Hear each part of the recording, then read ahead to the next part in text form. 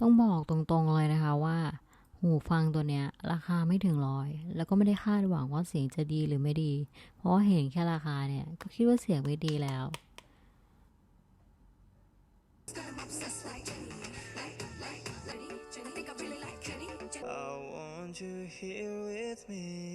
แต่ที่ได้ฟังมา